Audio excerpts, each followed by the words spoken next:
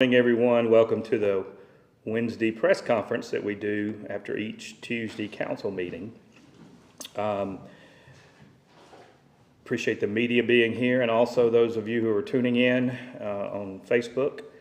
One of the things I want to start with is something I've mentioned a couple times. We talked about a little bit last night in the meeting is the Mayor's Coalition for Early Childhood Development, which is something that I'm very passionate about, and we're bringing the coalition together. One of the things that we're doing is we're partnering with the Center for Excellence in Literacy at the University of Mississippi and also the Mississippi Department of Education. And there are going to be several programs that we're working on that I'll be talking about in the near future, but one that I'm very excited about and we're finalizing now is we're not finalizing this part of it, we're working on joining the Mississippi Campaign for Grade Level Reading. And part of doing that is bringing Mission Acceleration to town this summer. And that is coming together. I wanted to update the community about it a little bit. Mission Acceleration is kindergarten through 5th grade students in need of reading tutoring. As part of this program, and it's paid for by grants, and so this will be no cost to the city, we hire academic guides, and they're usually college-age students who serve as reading tutors and positive role models for the kids. Mission Acceleration is what they describe as a high dosage of high-impact tutoring, a model using an evidence-based curriculum based on structured literacy and the science of teaching reading in small group settings, usually one academic guide to 3 or 4 students. Currently, Mississippi Acceleration is located in 8 communities across our state, and as I mentioned earlier, housed at the University of Mississippi Center for Excellence. The funding is through the Governor's Emergency Education Relief Fund and under CARES Act program, and is free to all children and families, and this is funded at the state level. This year, Columbus, for the first time, will have a summer camp, and we're going to do it at the Farmers Market Annex in the old Boy Scout hut, which is on 2nd Avenue. The dates are going to be June the 1st through July the 27th, with the 4th and 5th off, July 4th and 5th off. Right now, we're looking at doing the tutoring sessions on Tuesday, Wednesday, and Thursday. The time is to be announced soon. The goal is for 30 hours of tutoring between June 1st and July 27th for each participant. And the question is, well, why are we doing this? Well, it's to lessen the impact of lost instructional time due to COVID-19 and accelerate students' reading achievement to decrease the likelihood of what they call the summer slide, or the risk of losing anywhere from 1 to 3 months of reading skills during the summer months. This is going to be going out to parents soon through the school system here in Columbus. I'm going to also make it available for easy access from our Facebook and our website. You know, one of the reasons that I think it's important to have a Mayor's Coalition is because there are a lot of groups in Columbus that are trying to work together to help our students, our young preschool kids. And we all know that those kids are not starting from the same base across our city and county. We have over 5,000 children under the age of 5 right now in Columbus and Lowndes County, and we have 34 licensed child care centers with over 200 hardworking early childhood educators. Fortunately for me, over the weekend, I was able to participate in where we recognize the Childhood Educator of the Year finalist at the W. It was a wonderful program they put on down there, and I wrote 2 proclamations, one proclaiming April the 2nd, which we had the event, as Early Childhood Educator Day, and then this week, the 2nd through the 8th, is Early Childhood Education Week. And that's why I wanted to talk about this today. You know, many of the issues that we face in society and in Columbus and across the country stems from education. Poverty, crime, all the serious things that we face, you can trace back through data that is usually caused by education, or their lack of. Our economic development in our city and county, education plays a huge role when we're trying to attract industry and businesses to the area. One of the first things people look at is the availability of quality education. And I have said from the beginning, and it was one of the reasons I decided to run for mayor, is that Columbus has all the things in place to be to have the top public education programs in the state. We are fortunate to have MUW here, a top-notch liberal arts school. We have a wonderful community college system in our town and in this community, EMCC. We have the Mississippi School for Math and Science here, and the first school for public education started in Columbus. So there's no reason we should not be at the top of our game in public education for our kids. And so where these things don't change overnight, I'm committed to trying to do everything that I can to help all of our students across the city and county. And I think that the Mayor's Coalition is one way that we can do it. As I said before, there are a lot of good groups working to try to help in early childhood education, but there's not a clear way to get the information out. And they're not always building synergy between each other to help. So that's what I'm hoping to do with this. Some of you mentioned, when I first mentioned this back in late February, many of you reached out to me on social media and through emails and text messages that y'all would like to be a part of the coalition. We have not had our first meeting yet, so if you're still interested, please reach out to me again, and I'll be contacting the ones that have reached out already, but I want to make sure I don't leave anybody out. So if you've contacted me and you've not heard from me, please do it again, because I get so much, I'm inundated with so much contacts through emails and Facebook and text messages that sometimes I get a little behind on some of that. But anyway, that's something that I wanted to mention today, and feel free to reach out to me if you have more questions. Last night at the council meeting, we discussed many issues, and I'm sure y'all have some questions about that. But before we get into that, I also want to remind people that there are a lot of great activities going on in Columbus this weekend. The Preservation Society of Columbus still has several events that will be going on primarily through the end of this month.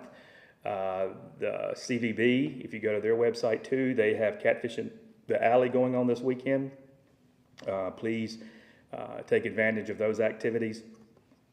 Also, MUW will be hosting their alums for Alumni Weekend, and also MSMS will be as well. So we'll have a lot of folks back in Columbus who feel like this is their adoptive hometown because of their time here as college students and in their high school years.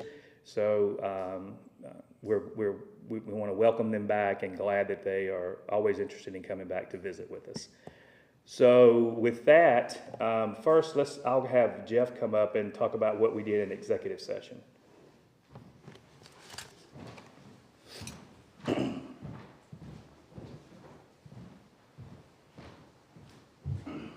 Thank you, Mayor. Last night we had one issue of personnel involving job performance of a person in the police department. Mayor and City Council heard or saw before the meeting the officer's body cam video of an arrest, and the officer was suspended 3 days without pay and instructed to go to counseling for 4 months for conflict resolution, anger management, de-escalation, that sort of training and discussion.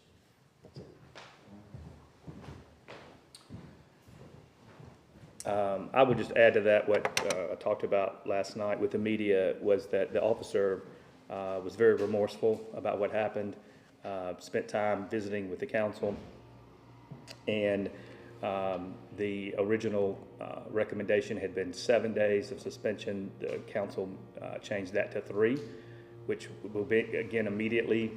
He is back. He should be back at work on Friday, but because of the suspension will not be, and will not be there for 3 days.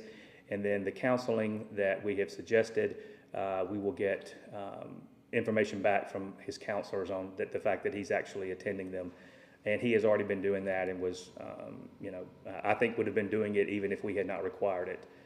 I would like to say this too. Our officers are under a lot of pressure.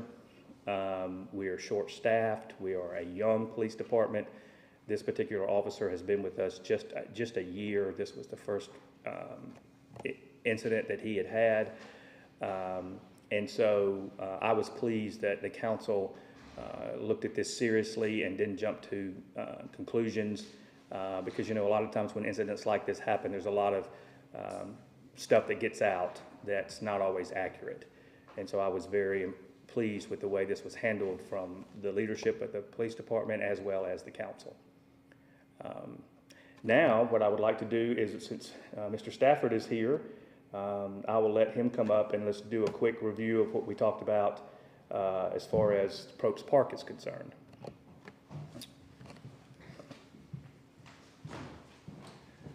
Thank you, Mayor. Last night, we kind of came as a culmination of the last few months for Probst Park's master plan. We had several public input sessions, and last night came back to really show the updates to the plans from the last 5 meetings that we had through a combination of stakeholder meetings, and also went through some of the costs overall. So put some priority to those costs, also enlightened a few funding avenues that we could go down, and then talked about how to implement the plan. So overall, there's over 30 different recommendations. The community was very specific, and they didn't want this to be a championship type, tournament type facility. They wanted it to be for all the community to use. So they wanted all avenues of trails and skate parks and splash pads, much less softball and baseball, the things that are already there. They wanted those improved as well. But with the plan that's come about, now we have to put it into play, right? And so we talked about, again, some of the priorities and the cost of those priorities and how we get there. And so going forward, the council last night approved as the first start is to improve the front door of the overall master plan, which would be finishing out the 5 field wheel that's in the very front where the Field of Dreams is. And last night they approved to move forward just those 4 fields that would be grass. That would be a 220-foot youth baseball fields that would improve the 3 fields that are there now, which will give Park and Rec an additional field to play on. But obviously this will be the more tournament style, if you will, with irrigation inside and concrete behind the backstops. That'll be a lot nicer, better organized than what's out there now. So our next step is to come back to the council with a contract to move forward with design and bidding. So then we know what this front wheel would cost, so we can move forward to construction. So I'd be glad to answer any questions on that while I'm here. When do we start? So the discussion last night was, in a perfect world, it would take anywhere from 3 to 5 months. 3 months for design, 2 more months for bidding and then construction. Bidding and then contracting to get to construction. So 5 months total. We're going to go ahead and start now per the council's direction, but obviously we need to give them a hourly not to exceed fee to move forward with that, which we'll do at the next council meeting. The other thing that we're doing is going ahead and looking at some of the funding avenues. So Greg Lewis and I discussed last night, Major League Baseball and the Players Association have a grant that's available for just these type facilities in low to moderate income areas. I think this community would definitely qualify for that application, and you can apply at any time. So he and I talked about last night, we're going to go ahead and try to come back to the council to get approval to apply for that and start further implementing the plan as we can and leveraging what dollars we do have to move forward. So when construction starts in 5 months, I would anticipate that to be a 6 to 8 month window so that we can complete it when ball season starts next year. Any other questions? All right, thank you. I'll comment on this a little bit too. Probst Park is a top priority for me as well, and I know the council is very eager to move forward with it. What I will say is, and this has been mentioned before, this was a discussion at the Board of Supervisors meeting this week too, that when the city and county stopped working together in the Parks and Rec and became the city Parks and Rec and the county, I was not in office then, but I was very disappointed as a citizen when it happened, and I remain disappointed as mayor. I will be very honest in that I have been very candid with the Board of Supervisors in my conversations with them. I talk to them quite frequently, that I would like to see us begin to see how the city and county could come together again in that, because of the obvious reasons that why it would be better if we were working together on these projects. I would also like to say that we have a very good CFO in place now, And I am going to make sure that he's very much engaged in the conversations going forward, because I was really appreciative of Kevin's hard work on this and the feedback that we're getting from the citizens. However, I also want to make sure that whatever we're doing out there, we can maintain it over time. When part of our issues with our budget has been taking on Probst Park and the Parks and Rec, all the parks throughout the city, on our own. When the two departments switched, when the county and the city divided, there was no real plan that I've been able to see of how we were going to fund it going forward. So where I am excited about moving at the park as quickly as we can, I also want to make sure we're strategic about it and that we're going to be able to maintain it. I am very interested, which I've said from the very beginning, is to look for private funding for some of these things, also grants and that type of thing, but you really still need it's one thing to say you're going to do it, it's another totally different thing to have a plan that's going to make you be able to move forward in a productive, sustainable way for the park. So I will continue to say that. As mayor, I'm trying to make sure that we're prepared so that we're doing this in a way that's going to benefit all of our citizens. And again, I appreciate everybody's feedback on it. It's important. I mean, quality of life in a community like ours has a lot to do with the park systems, and so I'm very eager to make sure we're doing it in the best way that we can. The other topic last night that we voted on that I thought was worthy of discussion again today was the National Non-Invasive Insurance Enforcement Program. This is a new program that was brought formally to the council at our work session last Thursday. It is a program where the city has now voted to work with the company in putting cameras up throughout Columbus by working with the police department for high traffic areas. And what it will do is it will record tags as people are traveling. And Jeff, if I misinterpret this in any way, please let me know. It's what it will do is through the system, they will be able to determine drivers in the city who do not have insurance on their cars. Our officers will be paid through this company. There's no cost to the city, is my understanding, no cost to the city by working with this company, but there's a chance that it could be, bring some income, much needed income to the city, which would primarily benefit the police department, as was discussed last night. I did speak out with some concerns about a program like this. This is one of those policy issues that no one is ever going to agree on, and everybody will see it differently. My pause was it's such a new program. Ocean Springs was the first city to do it, and the dynamics of that city is very different from Columbus. I have family that lives in Ocean Springs, and I visit there quite often, and it's a different city than Columbus. And anytime there's new policy like this, it makes me pause to make sure that we're looking at it from all angles. As I said last night in my statement, I encourage everybody to have insurance on their cars. It is the law. You don't want to ever encourage people not to do this. There are ways for people to be fined now already if they don't have insurance on their cars. Here's what my concern is. Many times when programs like this are put into place, it is and it's not intended probably in the beginning, but a program like this can sometimes be very harmful to a certain population of your community, and it might be unintended, but it's just the facts. And for me, this seems to be something that we should consider about how this would have an overall impact on our citizens. I talk to people on a regular basis who talk to me about the struggles they have in meeting, being able to pay their bills, being able to have food on the table for their kids.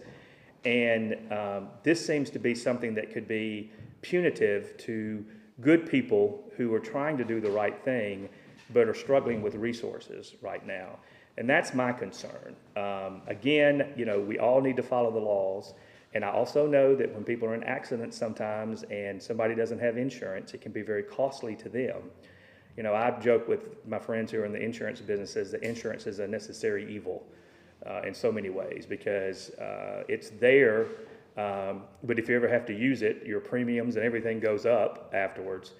So I was just asking the council to be cautious on moving too quickly with this initiative.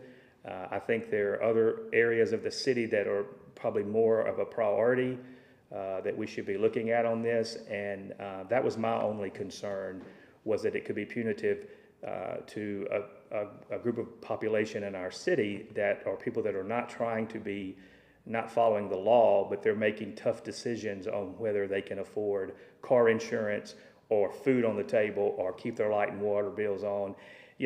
These issues like this are never clear. There's a lot of gray area in there. And so that's why I'm always cautious, and I get, criticized sometimes about being cautious and not moving fast enough. But I like to have all the facts and to study it and to have discussions with people about this, because many times it can sound good, but then when it's implemented, it ends up being not good. So that was where I stood on it last night. Man, I have one question on that, and I definitely agree with you. Wholeheartedly. There is a law in place that you should have insurance anyway. Yes. And like you said, Columbus is a lot different from a lot of cities. Yes. Because there's a lot of low-income families, Mm-hmm. a lot of single-parent families, Mm-hmm. and those people have to make a decision: are we gonna pay food on the table, or we gonna pay our rent? Mm-hmm. Because they just don't have the resources to do all of that. Yes. And it's difficult decisions. I mean, I talk to people about this all the time, and then, they struggle with, doing what they know is, correct, but then what the necessities of life are. A lot of people in our community, I don't think realize how many people we have struggling out there on a day-to-day basis. And so this type of thing gives me pause, great pause, with concerns. Again, this is not saying, there'll be some people that say, oh, it's the law, I have it, you should have it. Well, everybody's situation is different. And so from my standpoint, as mayor, I feel like I need to be looking out for our entire constituency and trying to make sure I'm bringing, as much information to the council to help them make the best decisions. Look, I mean, I'm not criticizing anybody for bringing this forward. I'm sure that the council members felt like this was something that was necessary for the city.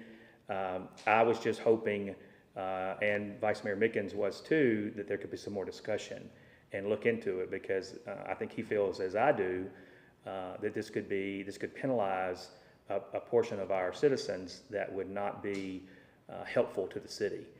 I know that they're talking about they can pay them off, but $100 a month to pay off a fine is, for some people, is a tough decision. Do you buy food that week? Do you keep your lights on? I mean, this is real. This is not an exaggeration. For some people in our community, it's hard to imagine it because they've never dealt with that. But I talk to good people every day who are dealing with it, and it's a struggle. And I don't want the city to be putting policies in place that makes it even harder for them. I hope I'm wrong about this. I hope that, that it turns out to be a positive thing, but I would have just liked more time to discuss it. And Jeff, was there anything that I left out? If you don't mind, I'd like to say a couple of things. Yes, please. Of course, the law firm that's representing the camera company and several other folks with the camera company said they'd been working on this for several months and had been in contact and conversations with the Attorney General and the Lieutenant Governor and others. I think y'all were here when that happened from WCBI and the dispatch. But anyway, I emailed the lawyer yesterday late afternoon because I thought he said he was going to send me the Attorney General opinion that he had. And when I sent him the email, he sent back and said, well, I don't have an official opinion. I just have their oral opinion on that. And so I think knowing that, I didn't say a whole lot about it last night, but maybe I should have. Nobody called on me to talk about it, but after the meeting, I told Councilmember Jones, who asked me, was I comfortable with it? I said, well, you know, there's some, I was surprised not to have an AG opinion before the meeting, and the lawyer did say he's in the process of asking for one. I think we need one of our own, because that's what protects the city, is a favorable opinion, official opinion from the AG. So also, I haven't seen the contract, and I think it's important that we understand all the terms before we sign off on it. The other thing that's kind of confusing is I was looking at this morning. I went to Google, and Google says it's a $500 fine for not having the minimum required insurance. But I went to the Mississippi Code, and it says it's a $100 fine. And then I found an AG opinion that said it's a $1,000 fine. So I tend to rely on what I find on Westlaw, because it's supposed to be current up till the end of March, and I don't rely on Google.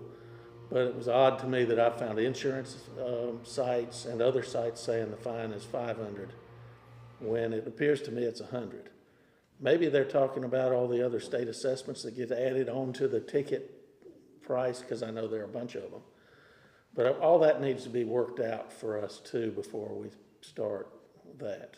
Also, I did learn in reading that if a person is indigent, they can go to the judge and perhaps get the fine waived if they go ahead and get the insurance, which I did not know. But what the mayor says is still valid, and the vice mayor is concerned because you don't have to be indigent for a $300 fine plus a new insurance premium to have a terrible effect on you. So anyway, I think it's prudent for us to get all of our ducks lined up, and I didn't have 6 months to review all this like the lawyers that presented to us Thursday. But I think, you know, we should be careful with it.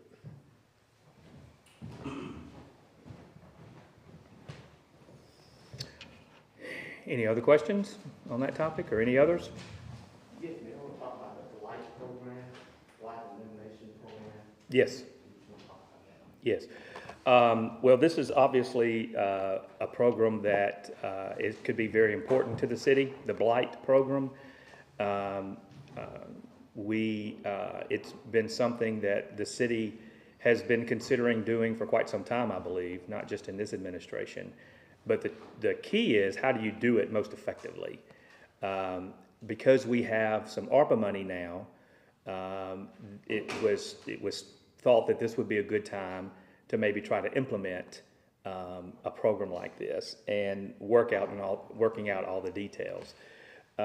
We set aside last night $500,000 of our ARPA money. The county supervisors are considering $350,000 to go with it.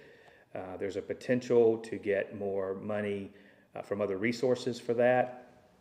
And as I stated last night, George Irby is very passionate about this. I've seen him talk about it many times with tears in his eyes. I think we can build a good program, Blight program, here in Columbus. But again, just as I mentioned on some of these other projects, I hope we take the right appropriate steps to get there. One of the things, again, too, is I really want our CFO to sit down and go over that document and I had asked George to do that, and he's begun that process to make sure that we've got a budget that can maintain this over time and do it effectively. Again, you know, programs like this, if you step up, you don't, you know, I know a lot of people want to say, well, we've been talking about this for a long time, we want to get moving. Well, we do, but we don't want to take a couple steps forward and then find out we have to take 3 or 4 steps back.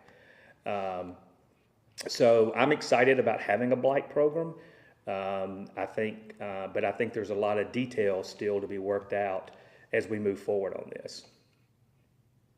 And you said that you're looking for some matching funds for it? Yes, I mean, there for cities like Columbus, there's always grant money for programs like this. You have to, sometimes it's not always obvious, you have to really be looking to find the grant opportunities. But the city has set aside $500,000 through our ARPA money. We earmarked that to move forward with it. The county is seriously considering the 350. And we have also made, through our lobbyist, we made the folks in Jackson aware that Columbus is serious about a blight program and could use funding in that area as well. So we are being proactive in trying to find as much resources as we can to make this a good program, a sustainable program, and one that has a positive impact on the city and our citizens. And, you know, we always, as we're doing these things, we need to be thinking about, you know, what impact it will have on all of our citizens. The document that George gave y'all last night, that was basically guidelines from a pre-existing program that y'all have done before, right? The city's done before. It was, yes. Yes, with some tweaks in it, I believe. And in fact, you know, when George and I went before and George was the one that went before the county, I was just there for backup for him to let them know that, you know, I was supportive of a program like this. You know, the Board of Supervisors had a lot of questions as well. So what I've been saying all along is as we're working on this program and we're working on the guidelines and the things that it needs to be a living document. I mean, it's not locked in to what we're saying right now. It needs to be, and as George was saying last night, anytime any kind of action is going to be taken in this program, it will have to come back before the council for approval. But I feel like that document needs to be a living, breathing document where we're getting input. He mentioned last night having, you know, an advisory committee to help us with that. And I would highly encourage that as well, and I'm glad that he's doing that.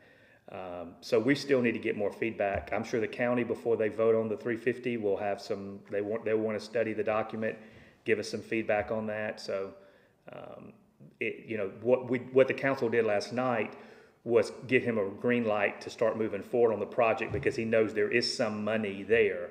But that doesn't mean he's just going to go out and start doing those things. He was, you know, very clear about that last night. So this was just a green light for the program, and all of the rules and regulations and the structure of the program itself is being worked out now. Yes, yes. You know, I would say what he gave us last night was kind of a, you know, an outline of where we're going with it, you know, with a little bit more detail than an outline, but to give us some, you know, like a white paper to give us some structure on where we're going to go. But I would say, in my opinion, it's far from being locked in as the actual policy that we're going to do, if that makes sense. But it's a great starting point, and it's a program that is much needed in Columbus, and I'm very supportive of. And the Board of Supervisors will have the opportunity to have some input into this since they're presumably going to put in some money. Yes, absolutely. We promised them that when we spoke to them. When George and I went to their meeting a month or so ago, we absolutely said, yeah, that if they're going to do this with us, we need to partner. And the best way to partner is to communicate. So if they all don't have a copy of the document now, they will have it very shortly. And yes, we will work closely with them on this. Is there any feel right now for who would be on this advisory committee? You know, you'd need to talk to George about that. He and I have not had that discussion, but it would obviously be people that have experience in this area and people that could, you know, give us some feedback. You know, you want groups like this to have a diverse population so that you're seeing things through other people's eyes as well. So I don't have any names of who it would be, but George might be able to give you some of those. I'm sure the council will probably recommend some people that they would like to see on it. The Board of Supervisors might also recommend some people. But, you know, it is definitely a program that the city is behind. That should be clear.